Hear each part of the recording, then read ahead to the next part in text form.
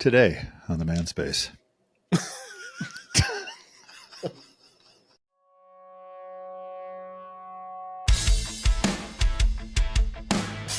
Welcome to the Manspace podcast. We're your hosts, Doctors Matt Brown and Rob Porter, and clinical therapist Mike Porter. Welcome, Spacemen. Today's episode's a complete surprise. I still think about... well, dang, dude, you gave me an opening and I freaking missed it. If that's all you were going to do, I would have just made some weird, loud noise, and then you could have said today on the Manspace. I wasn't actually thinking that until I started laughing. I was like, well, I'll just do this. I was because I still think about the last episode was almost this, but I think we turned it into something. But I felt like, what happens if we just treated this like a jam band? This is a jam podcast. We just get on and just whatever comes out of our mouths, that's where we're going. I was just listening to one of my clients that she's like, oh yeah, I need to get back on your podcast. Sometimes I'm not in the mood for the small talk. I was like, that's funny. Some people have told me that's specifically why they like it. I was going to say there's a sharp divide amongst listeners. It's a little bit like the TV show Severance. You either deeply love it like me or you hate it. I haven't heard anybody say they hate it. Yeah, I've heard a couple people say that they hate it. But they keep watching? No. They're like, oh, it was so stupid. I watched through episode 6 and I couldn't. It was so dumb and pointless and so much white walls. I couldn't take it. It was like, okay, get after that. Yeah. Well. Did it warm back up there? Oh, yeah. It's like 70. Or where Mike is. Oh, well, that too. I mean, like, we're in the 60s, I think, today. Yeah, we're like 70. 78 no more shoveling right the driveways. I forgot to tell you, Mike, when you sent that picture of you, I was sitting at the DMV with Lisa. Oh, yeah. And she was like, he looks really angry. I was like, well, there's a lot of reasons for Mike to be angry today.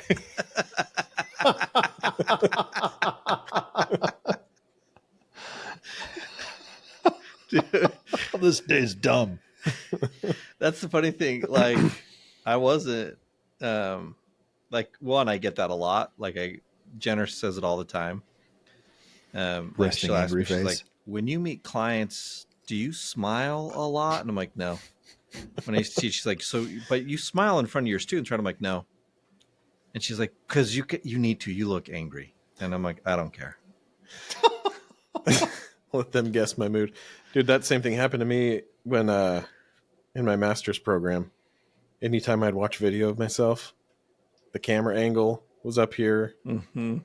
And I apparently have very deeply sunken eyes and look like a Neanderthal on camera. I was like, I seriously looked like I was going to murder every one of my clients from that angle. No, when I took that picture, I think at that point I'd been outside for about an hour. I couldn't really feel my legs anymore. Like at one point I'd been walking and it was kind of painful to walk because they were just so numb. And I was like, that's weird. But I just kind of pushed through that and kept going. Just temperature. Yeah. Man. Yeah, it was negative, which I'd seen as I'd been looking at stuff the night before. I was watching some local newscast. And he's like, look at these temperatures, he's like, you've got about 40 minutes outside before things like frostbite and hypothermia become a risk. And I came back in dinner. She's like, are you okay? I'm like, sure. And she's like, because you were outside longer than 40 minutes and it's really cold. And I was like, you say sure, and then your torso just falls off your legs. Well, it was an hour later. I could still, if I touched my leg, I could still feel my legs were cold, through my jeans after being an hour in my house. So riddle me this. Why not a snowblower? I mean, one, because they're crazy expensive. Really? $400 or $500 for something that I'll use a couple of times a year. Okay. And this one was actually a pretty quick shovel. Like, if I didn't have the corner house, if I was just shoveling the strip of sidewalk in front of my house, would have been done in less than probably in about 30 minutes. But like that strip down, like it's a long strip down, but I have to that's the school bus stops right outside of my house. That's the And I kid's was like, problem. I have to shovel this crap. Not for the ex-teacher. Right. Oh, what a sweetheart. Plus, technically, I'm liable if someone falls and injures themselves because I didn't shovel. Or is your landlord? Ew. Pretty sure my landlord would flip it back on me. And you just put that. I don't see that in the lease agreement. Sucker. Dude, I remember going to a training for church about how to use a snowblower. About how to use yeah. a snowblower? Yeah, like if we, this was in Utah, so if we got snow there needed to be people trained to use it. It was like an hour-long training, and seriously, the entire time, this guy just told stories about people getting like limbs ripped off and like all these horror stories of what not to do. And by the end, we're all like, so how do you use a snowblower? So how do I not get my limbs ripped off? Yeah, it was just he'd start in on, so this is what you want to do, but then he'd be like, because if you don't, it's like some huge story. And yeah, He's like, I'm losing the audience. I better tell another gory story. When I lived in my parents' basement, when Jenna and I were I very live first at married, my parents' basement. They had a driveway that you could easily fit. Oh, you could fit a lot of cars. 4 in there. cars, like lengthwise, so you could fit 8 cars in the driveway. That was long. Yeah, it was really long. So they had a snowblower, and I think I watched my dad use it a couple of times, and then I would just do it. And I'm like, it's a snowblower. It's not hard. yeah, It's Isn't it a lot like a lawnmower? lawnmower. Yeah. right. You just have to angle where your snow goes when you're blowing it. Like, it's fine. And not stick your hand in. Yeah. What's going on down here? At some point when I'm independently wealthy, I'll go ahead and buy a snowblower. Because I watched my neighbor use his, and I was like, oh, man. But He didn't offer to come over, jerk. he's like 60-something, so no. So his snowblower's not. Plus, I get up early and do it because Early bird I don't gets want the to snow drive leg. over. What? Because I don't want to drive over it and then pack the snow down, because then it doesn't come up. Right, it's ice. Yeah, so I have to get up and have it done before anyone leaves. Yeah, I tried when we got snow here. I tried just taking my leaf blower out there because I was like, hey. I've done that. But yeah, it had rained pretty hard before, and so didn't help at all. Yeah. But here in Houston, if you just wait a couple hours, it's all gone anyway. Then wait 10 years and you'll have nothing. All right, Matt. The banter's over. The beatings begin. Oh, that was good. I should use that at the beginning. Speaking of segmenting things, I had my very first supervisor in my master's program made us all go buy kitchen timers, like little ones. Bring them into our, what did he call them? They weren't role plays. They were behavior rehearsals. And we had to set, with the timer around our necks, set it for 5 minutes for relationship building conversation. And then as soon as the timer goes off, transition into intervention. It's or assessment. I'm like, what in the world? Yeah, this is the same guy that I think I told you guys a story before, but as we were rehearsing our behaviors, this woman in my cohort was the therapist, and I don't remember what she was supposed to be doing, but he, as soon as she started, it was apparently not what he wanted her to say. So he's just like, no. She's like, okay. She just starts again. He's like, nope. And then he like rolls, he like rolls his chair, like straddles her, like in her ear. Nope, nope, nope. She just like starts crying and leaves the room. And he's like totally bewildered, like, what happened? I was like, I think when you said no in her ear 5 times, it made her feel dumb. Like, how did you not? There's no direction. No. What happened? Poor guy. Side note: this is an engineer comment, and let me just first say, I know that you cannot put every engineer in one category, right? But I watched this. They would prefer video. you did. I watched this video. This guy's talking about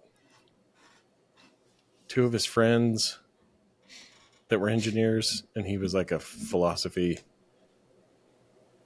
or psychology major. I can't remember, but they go to a bar, and there's some women that they were wanting to talk to. So these 2 engineer guys go up, and he's like, I just sat and watched, and it devolved in about 2 minutes after my 2 friends told the women why they were wrong 5 times or something. It's like, that's why engineers have a hard time mating. Mating.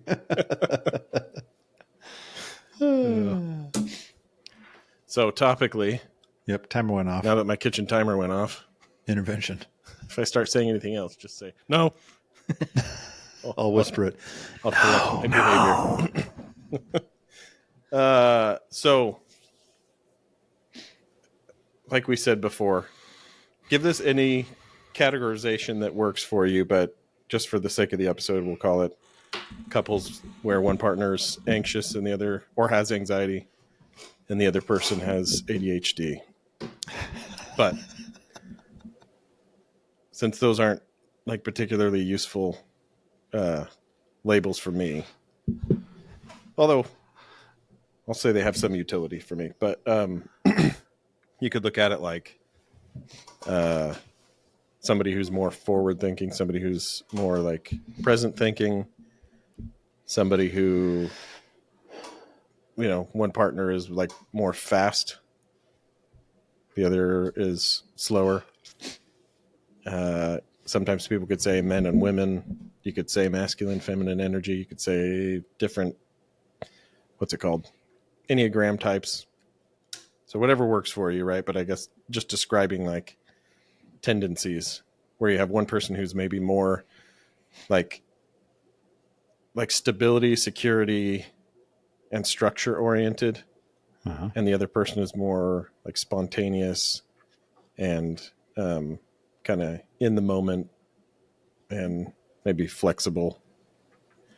If you had to kind of think of couples you've worked with where more or less that's the dynamic, and maybe even one partner saying like, and I'll just say it along the gender lines that it typically plays out on, right? That like, you know, his ADHD is a huge problem in our relationship, or her anxiety is a big problem in our relationship. What are some like common struggles you see couples have when one partner's more anxious, the other partner's more on the ADHD side of things?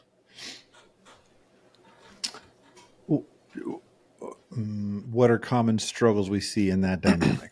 Which to me, actually, I wouldn't, well, I shouldn't say again, or to echo what you said, I wouldn't necessarily go along the lines of ADHD and anxious, but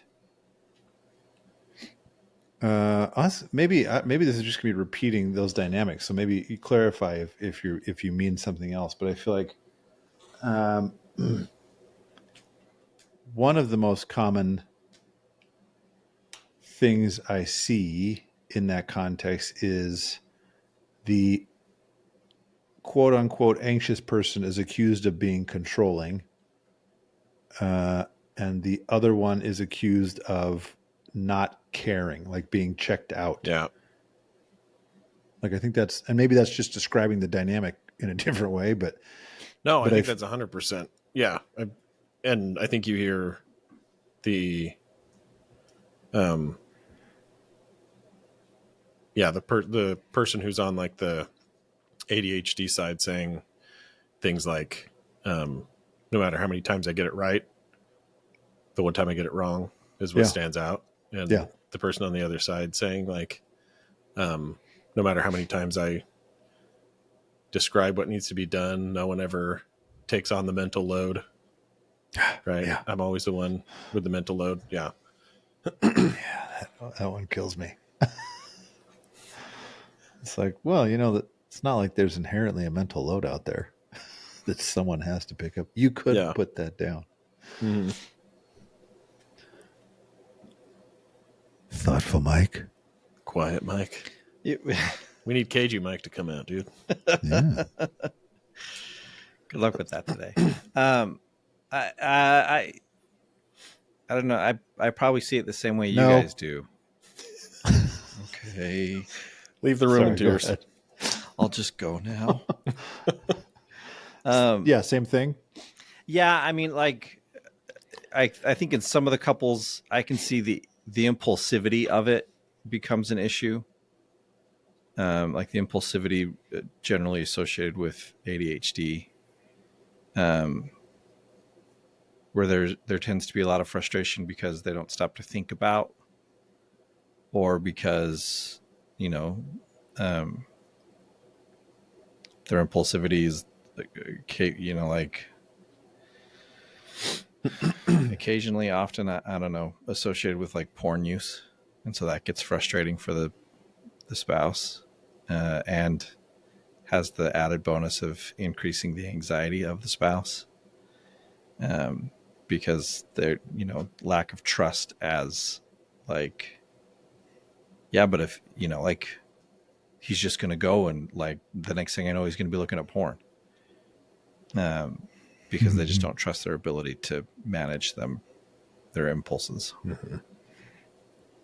So I think that's other than what's been described, I think that's the only other thing that I really kind of see. Yeah. Here's the thing. I have this. This is good. You can bring us back after I veer off in the wrong direction with this.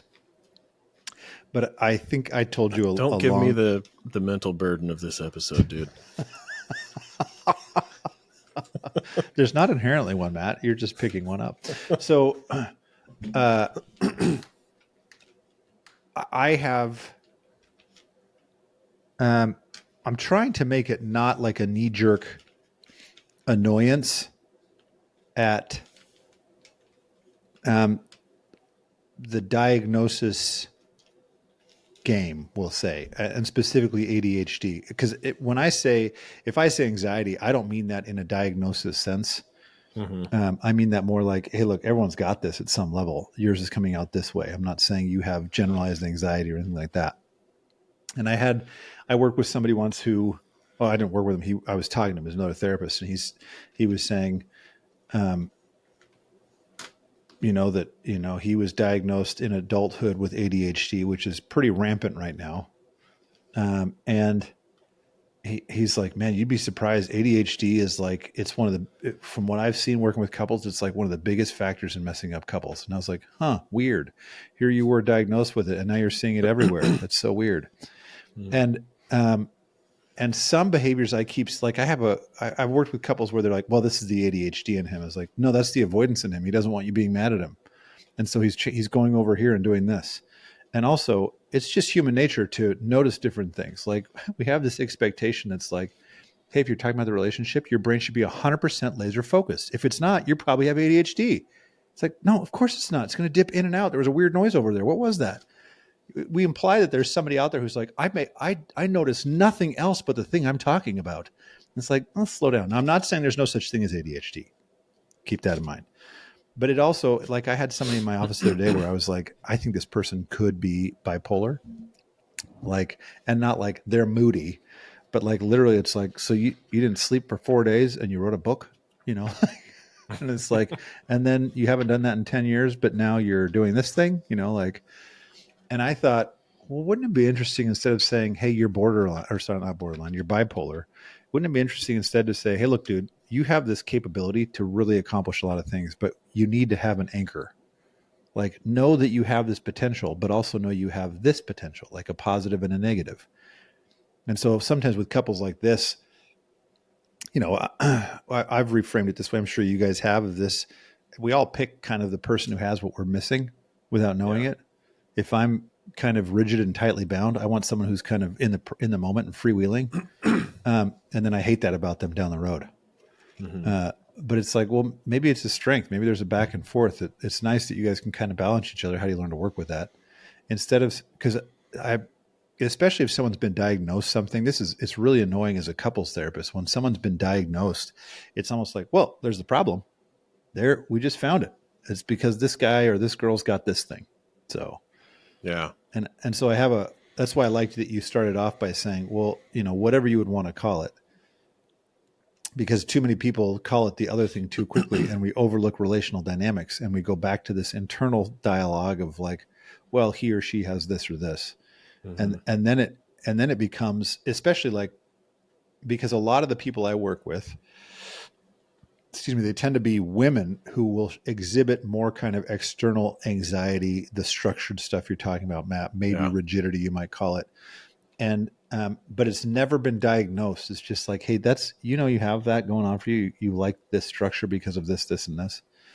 But if you get somebody who has been diagnosed, it's like, forget it, especially if it's a dude. It's like, if he would just pay attention and care, it's like, yeah, I mean, anyway, so my little rant there was like, man, that whole diagnosis thing a little bit drives me nuts. And I just feel like, I mean, what if there's different ways to look at this besides the way we're looking at it? No, I agree. The title is just clickbait, guys.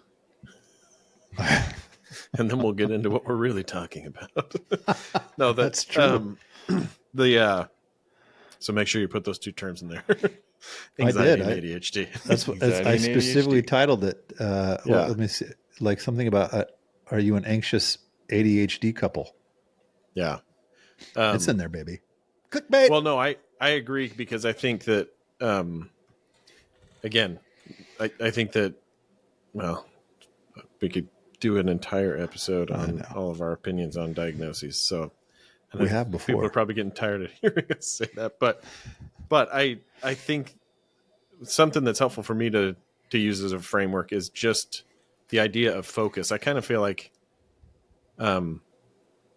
attention, like the attention part of ADHD, I think misses the mark for that diagnosis in my mind, but it plays an important role in the couple dynamic. So if you just imagine it like the anxious partner has a really diffuse focus and they're like taking in a ton of different tasks in a way where they're like taking responsibility, like the mental load, taking responsibility for that needs to be remembered, that needs to be done, that needs to, you know, and then the other partner might be like aloof to all that and zeroed in on whatever's right in front of them or whatever like screams the loudest. Or is like the thing that most easily gets their attention. Then you can totally see you don't care about me, because for most people, love really is just attention. Right. Like, I know that people will probably disagree with that, like the way I stated it. Yeah. But it's like, do you pay attention to me? Can I get your attention? Especially when I need, like, that's all the attachment stuff, right? And so, yeah, your attention is not on the same things my attention is on. So I feel like you don't care about me. But then the other person is kind of like, if they were to tune in the way that the anxious partner is, like, they might shut down. That's just like attention overload, right? And so when you're firing a bunch of stuff at me, I'm like maybe scanning it all, like, okay, what's the most important? And half of it's just going out the other ear, right? And then the other person feels like, I went to all the work to communicate it to you and you didn't even write it down, and, you know, didn't get done. And I see those dynamics a lot, but I like to look at it more in terms of just focus in general. Like there was a video that we talked about several episodes ago where, like, if you imagine it, like the difference between a floodlight and a flashlight. And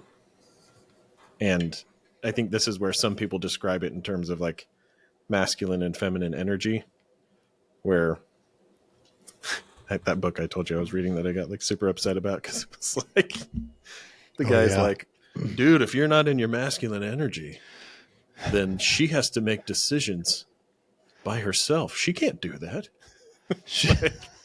That's not you need feminine. to make decisions for her. And I'm like, what?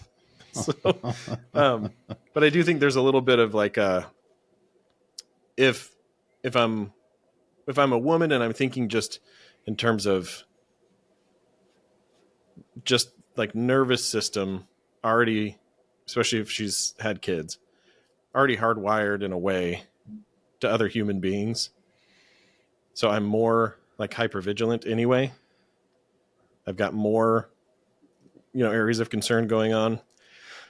And if my man is like completely checked out, like that's going to put me in a state of hyper arousal and anger, right? And like getting into, and a guy who is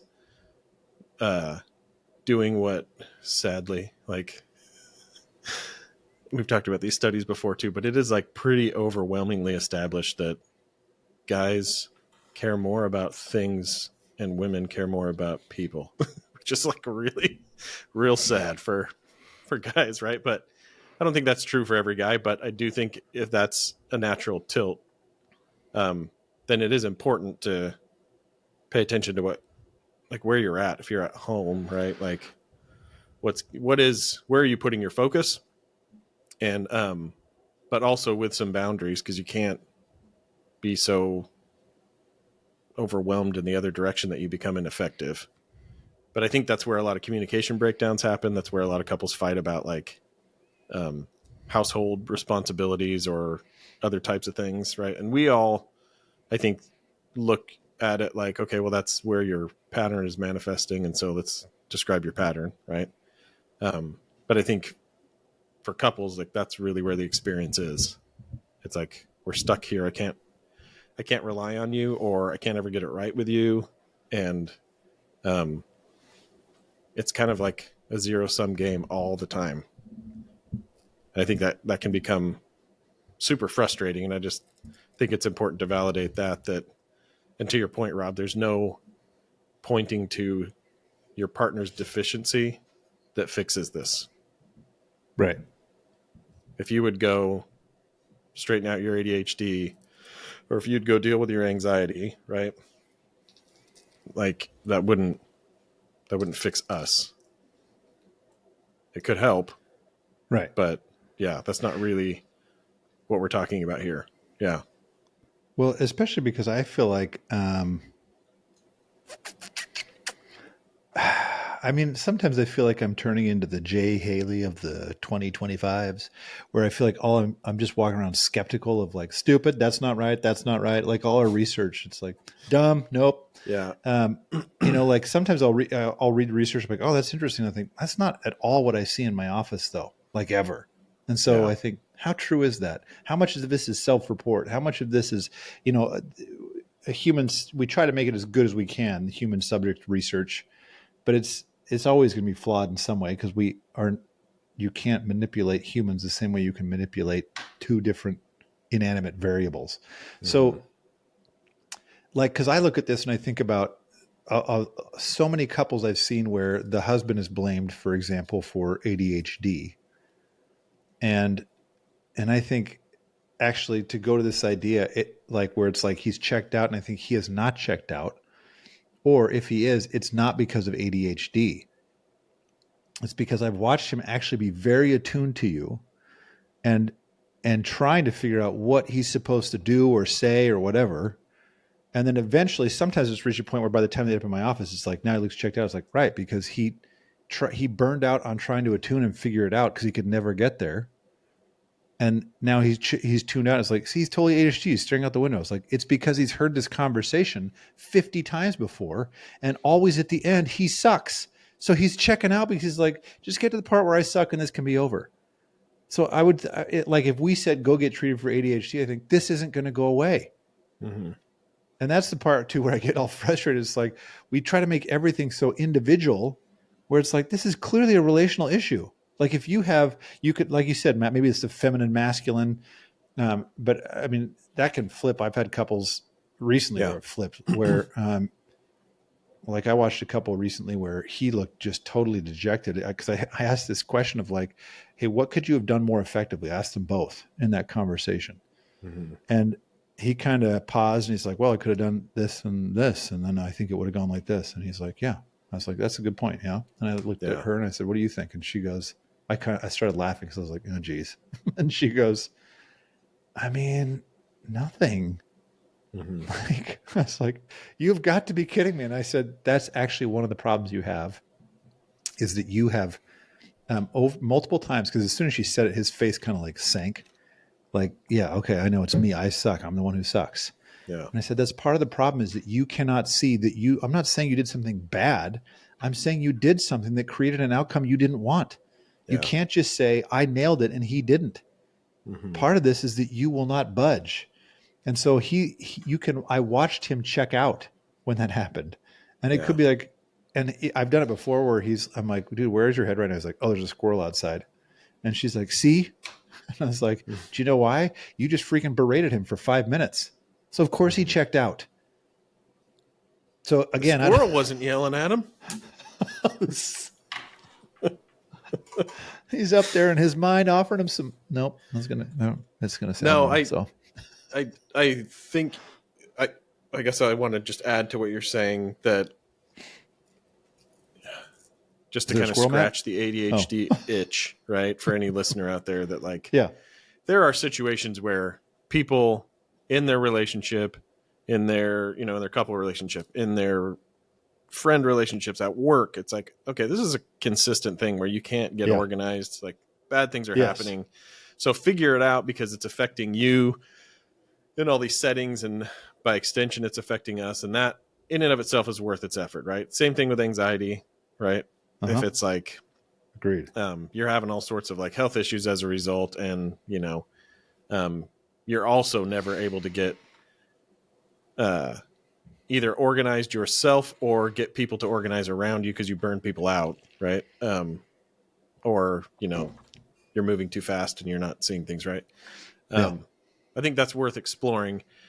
I do think, I don't know that in my experience, I've heard more people say my partner's ADHD than I have heard people say my partner's anxiety or my anxiety. So agreed. I think like Lisa and I are gender flipped this way, right? Like she's read a lot about ADHD and really identifies with a lot of that and thinking back through her life and things like that. And I clearly have like anxiety that has, been with me my entire life. And I can see where it's affected things negatively for me and relationships. And so it was funny. I was talking to one of my high school friends. I think it was like when I was in Lubbock, and we were just talking about what we were doing. And he was like, yeah, this is really cool, man, that you're doing this. So like, now that you're like studying it, like, dude, has your anxiety gotten any better? Did you fix that yet? Physician, heal thyself. No, but it's funny because I've talked to other men about this. Like, it's gender wise, I think it's easier for a guy to say I have ADHD than a guy to say I have anxiety. Anxiety sounds weak, right? Yep. I'm scared. That's what it sounds like. So we talk about it like, oh, I'm stressed, right? And or I'm burned out or whatever. But like it's been kind of an evolving thing for me figuring it out. And just recently within the last year or so, I was like all the things that I think I was telling myself about how my anxiety was serving, not just my anxiety, I would label it more as like my focus on things, my, juggling, remembering things and all that stuff, right? Like, I think I looked at it as like, no, I'm like, an important driver for my family. Mm-hmm. And I think in a lot of ways that's still true, but it really hit me like, holy crap, like look at the massive negative impact this has had on my parenting especially, but also like couple relationship. Like it's horrible to like Lisa's way better than me and always has been at like just being present with people, like being present with our kids, present with me. And like, that's where my mind starts to like spin off into like, what am I forgetting? What am I, you know? And like it takes a lot of work for me to detach from all of that and be really present.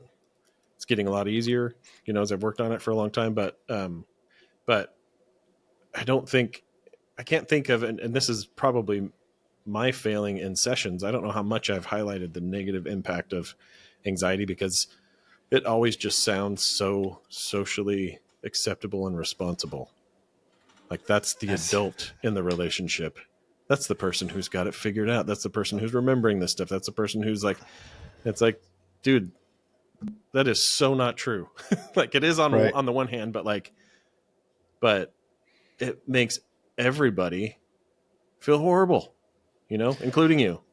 And I don't want to say that's like more detrimental than forgetting things and, you know, being disconnected and all of that. But for me, I feel like I've maybe underdone that part of the conversation. And because anxiety is like so good at like fighting back when somebody's trying to say like, hey, maybe that's affecting things negatively. So, well, if I stop doing it, then what, you know, and it's like, then all this other bad stuff's going to happen. Right. And it's like, it can topple you really quickly. And I think that's where a lot of people with anxious partners just give up because it's like, I'm not even talking to you. Like I'm just talking to your anxiety, and your anxiety has you in a death grip. So clearly it's going to kick my butt if I try and talk with it. Right. So all that is to say, like, I'm not saying that is the problem in these dynamics, but that's definitely what I relate to much more. And like, and like just coming, you know, over time to realize like that's a massive problem for people. Like it affects people very negatively. And I think it's important to recognize that, not as an anxiety, but as like that might be worth addressing.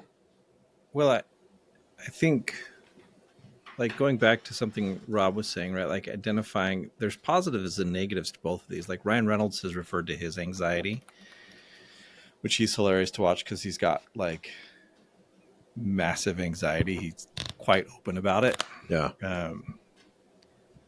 And he refers to it as his superpower because he's like, my anxiety, he's like, I take it and I channel it into these things and it's why, right? And I look at it and I think, yeah, maybe meditate a little bit, dude. Like you probably don't need to be doing all of those things. Like I get it, but you know, a healthier way to deal with it. But speaking of, I did watch Chaos Theory, and is what you recommended, and I like him a little bit more after that. So good recommendation. Anyway, like that, the scene in that movie where he breaks down crying after he finds out. Yeah.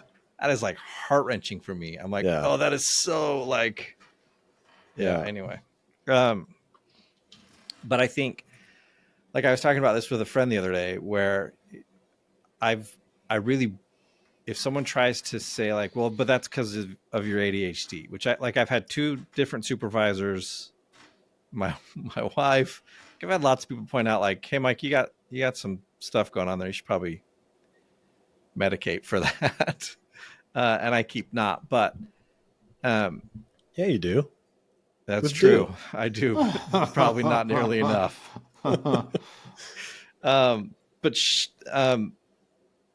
Like I don't like when they try to use that to define me. It frustrates me. One, because I think it's not an excuse. If you're talking about a negative thing, then all I'm hearing is here's this thing I need to fix. I don't need an excuse for it.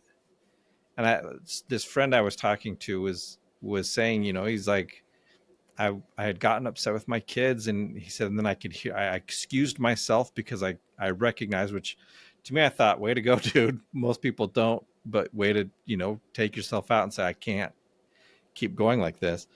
He said, I could hear my wife from the other room say, hey guys, like, it's just dad's anxiety. And he's like, I was kind of irritated by it. And he said, because I like, you don't like, no, it doesn't matter what caused it. It's not okay that I'm yelling at my kids. And so, like, for me, I have a real issue with that, like, of using it as an excuse. But there's that fine line between an excuse and context, right? Like, it is helpful to understand sometimes, like, hey, you know, and I feel like you've said something along these lines, or told a story about this at some point, Matt, where you've kind of gone back to your kids and said, hey, like, yeah, this is my anxiety kind of was running the show there for a little bit. Like, sorry guys. And I think, yeah, that's not, like, to me, it's not an excuse, it's context. Like, you're trying to help them understand, like, these are the things that scare me. I do think too, like, to echo what you said, like, I think, no, anxiety is the more adult of the two diagnoses, in part because it was for a long time really hard to get diagnosed ADHD as an adult. So it was a childhood thing.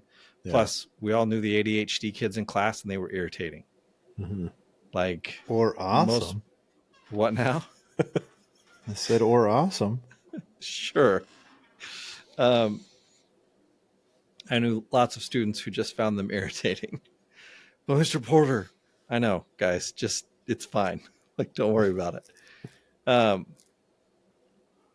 And so there's some immediate negatives, but looking at it and that question of, like, look, how's this impacting how I engage in the relationship? Like, I know that, like, one of the ways my ADHD shows up when I'm tired, I have a really hard time maintaining focus for anything.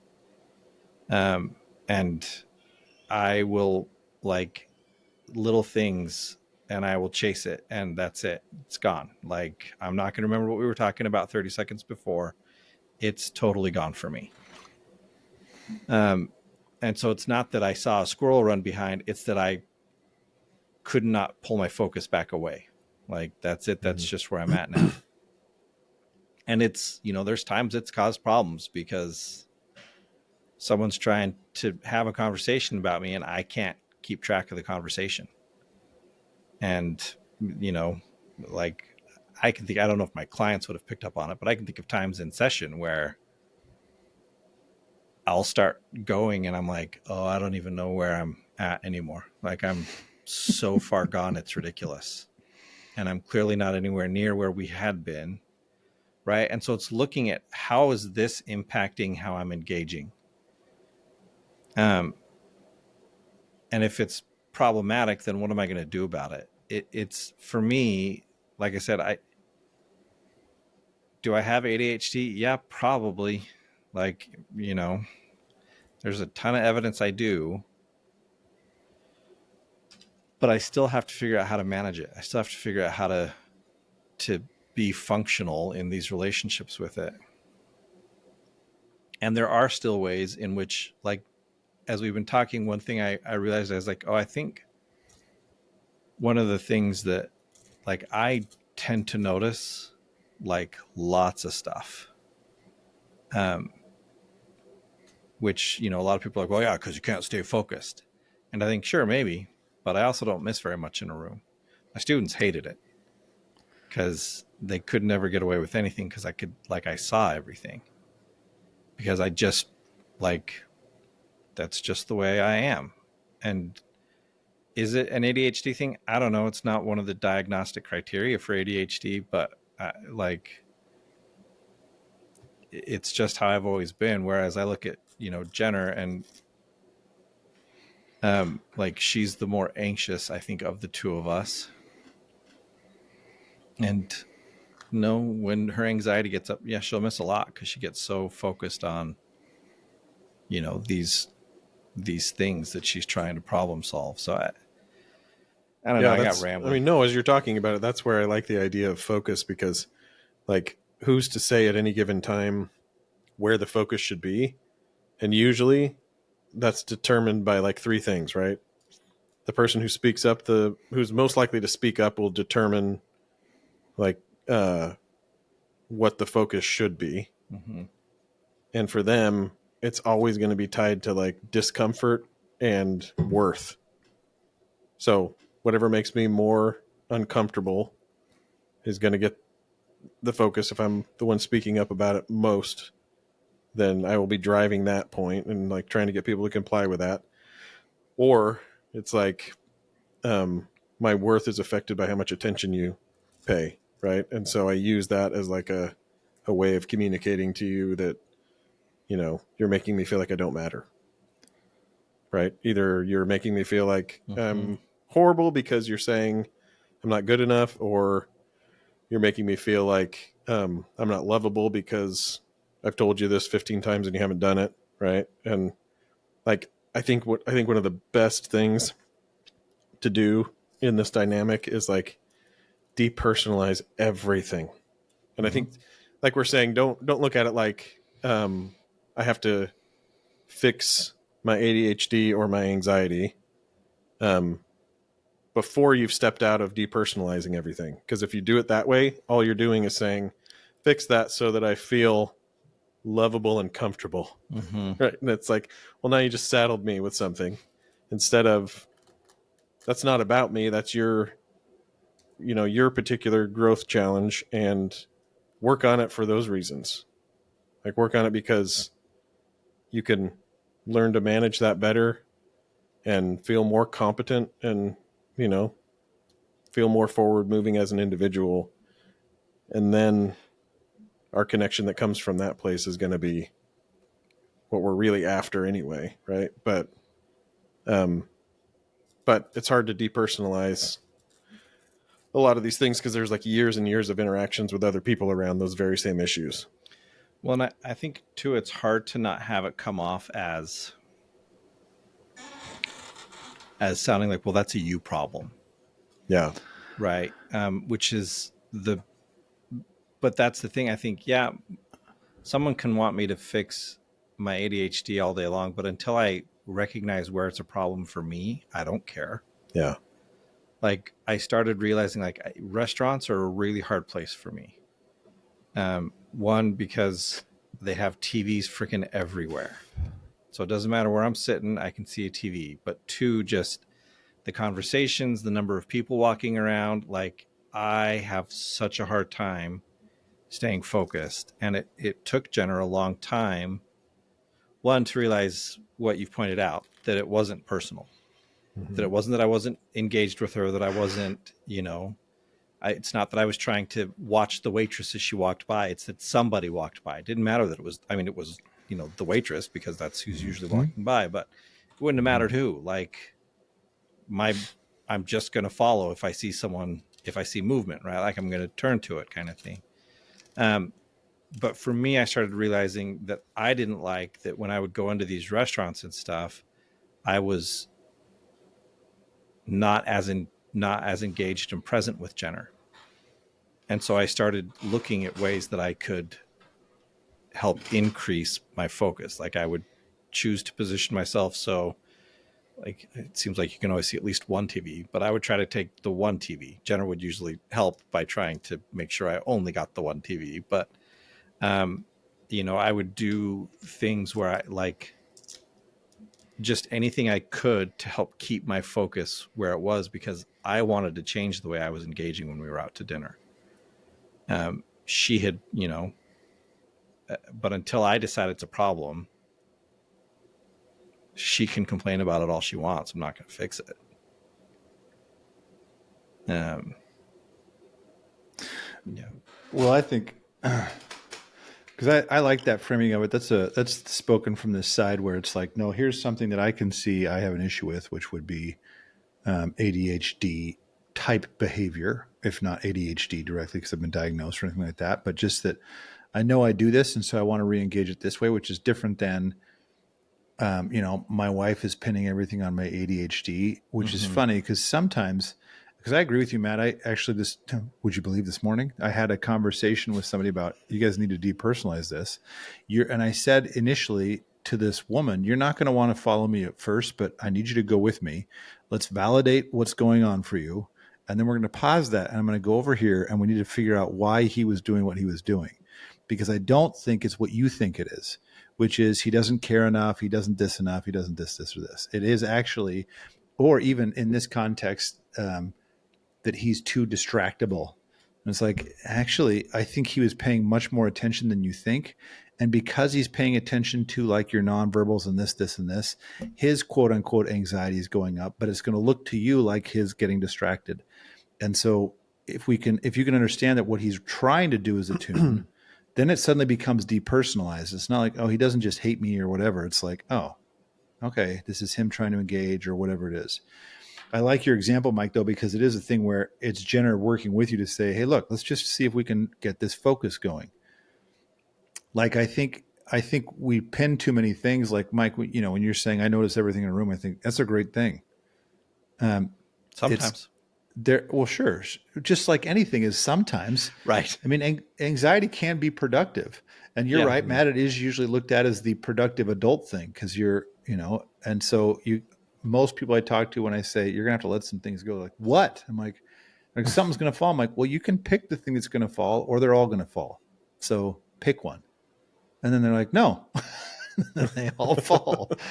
But I think that the dynamic of what you're talking about, Mike, what's different about it is the engagement together to say, let's create a different kind of focus rather than you're ignoring me because you're too distracted or you're trying to control me because you're naggy or whatever, and saying, oh, and it is implying another element that I wish more people did, which is I think I'm screwing something up here. Mm-hmm. Or even if that's not the way you phrase it, like I'm doing something that like I think this is partly me. Without going into, because I am and this is what's so dangerous about diagnoses. It's like, I'm inherently ADHD. Mm-hmm. Well, A, no, you're not. And B, that can be changed. Even if like you can learn to train that sort of thing. But for most of these people, I'm like, you're not, man. If we put you in a different context, you'll be fine. Mm-hmm. But in this context, there's too many other things. And we'll talk about this when we talk about Stutzbook. Which at first, by the way, I was like, stupid. And then by the end, I was like, okay. But I was listening and thinking, there's very little direct mention. By the end, when I was like, okay, very little direct mention of anything relational. He still uses some old Freudian type language or Jungian type language, which isn't bad, but it's like, it's missing a much broader picture. And so this ADHD anxious couple thing, I think, and this is where I think it's important, Matt, to reframe it, like you're saying, to focus. It's like, hey, this could be a relational thing, that something's off for each of you and you're not getting what you're looking for, but it may not be because that person is diagnosable.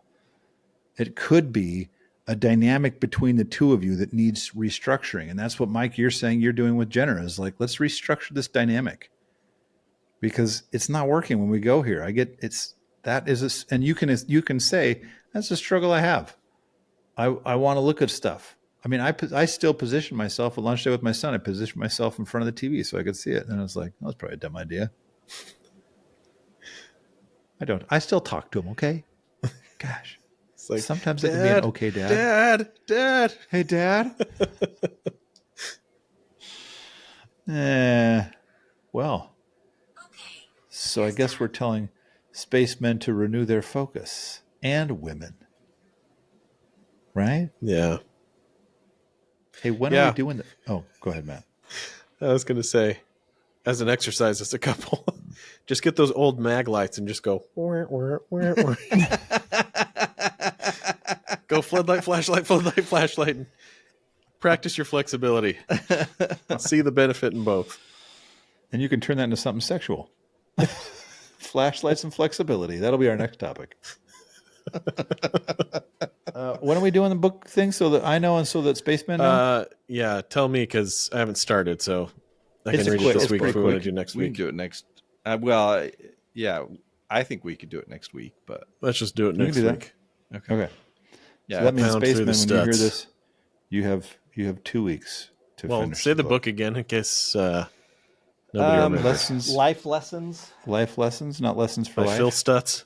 Maybe it is lessons for life. Oh, sorry, lessons for living Lessons for living. Phil Stutz, by Phil whatever it is. Stutz. Yeah, what only guess forward adversity by can Jonah teach Hill. you. Yeah, Sorry, I I don't have the nerd. dust jacket on it. It's like a pretty bland life lessons. Right? Yeah. All right, and then come back next time. Catch us on the Manspace. Look, I know it when I see it.